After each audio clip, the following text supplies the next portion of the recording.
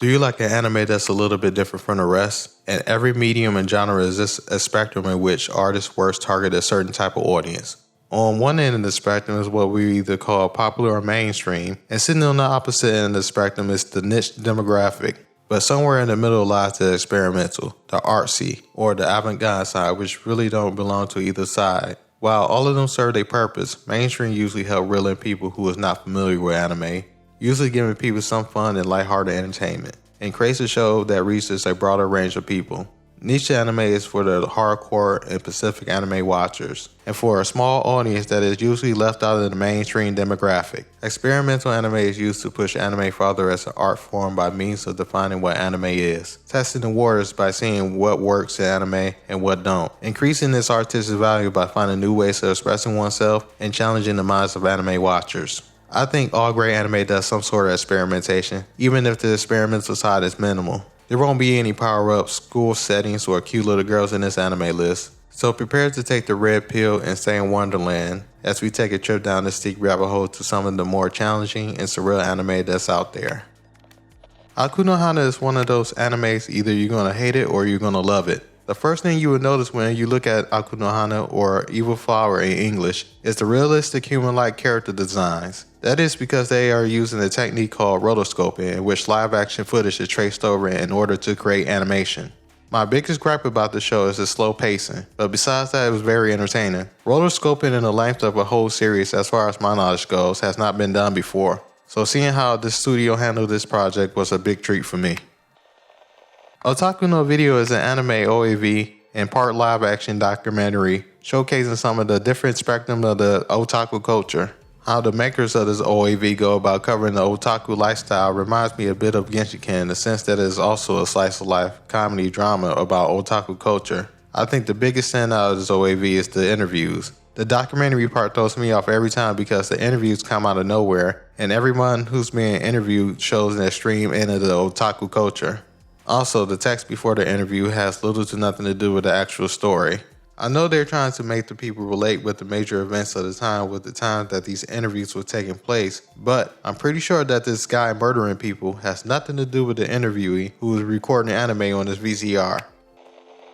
Ping Pong the animation is a different take on the sports genre. The loosely drawn style of this anime gives the show not only a different look, but an overall different mood, character design, and extreme way of exaggerating the animation. I can't put an emphasis on the amount of exaggeration in this anime, but the exaggeration add on to the extra layer of finesse that make this anime look incredible. The title of this anime says a lot about what you're going to get once you watch this movie.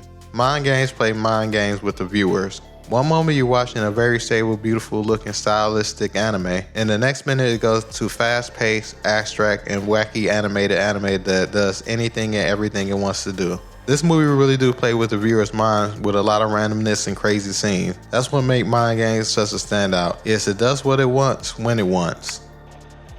I guess I lied about the school setting part, but at least all of the girls in the show actually look like they belong in high school. The Monogatari series is definitely the most mainstream out of this list. What makes this series so popular is the way that Shaft makes a heavy dialogue show like this exciting by their use of quick cuts. And in those quick cuts are usually a scene with unreadable text, change the style of animation, weird character poses, weird camera angles, and quick camera movements. Another thing that this show plays around with a lot is the abstract background, which will make you ask the question of, where am I, and where is everybody else in this damn city? Cat Soup is one of the most surreal anime that you will ever see. Everything in this short is out the ordinary.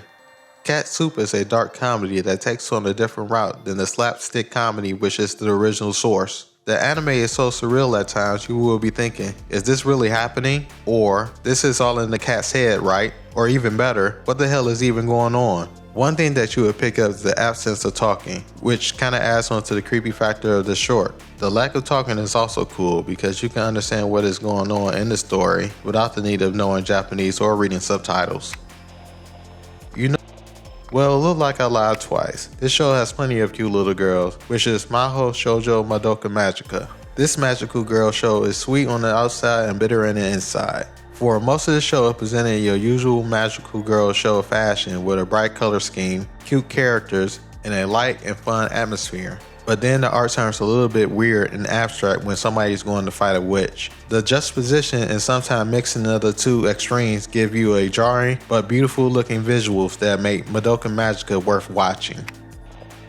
Gankutsuou is an adaptation of the Count of Monte Cristo. Usually the case with adapting classic work, whether it be a movie, show, or anime, I have a huge fear that the chances are the adaptation is going to be bad. It's as scary as gambling on a flip coin. If you guess right, then you will win $1 million. But if you lose, then you will have to lose both of your legs. Sometimes it's just better not to take the chance. But Gonzo surprised me with this masterpiece. Even the CGI that I've never been a big fan of Gonzo using was not really a big disturbance in the sense of this show.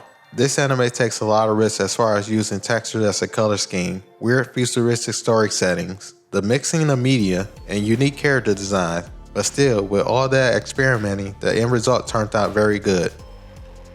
Inaka Isha is an anime short, but just from looking at it, you would not think that this is an anime, but it's still a visual treat to watch. The visuals of the short is very ambitious, especially the scenes where everybody moves and their bodies begin to shear and shift position, which makes the movement very awkward, but this awkwardness is very sexy and good looking. Well, I love this short, but my only complaint that I wish that it was a bit lengthier.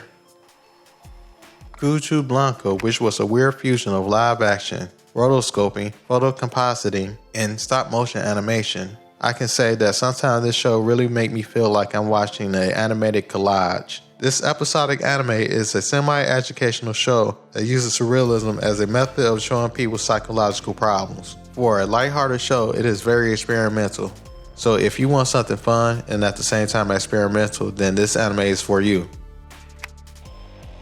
What happens when you combine jazz, noir, and a crazy loose drawing style and fuse it together as an anime, but you get Kemonozume?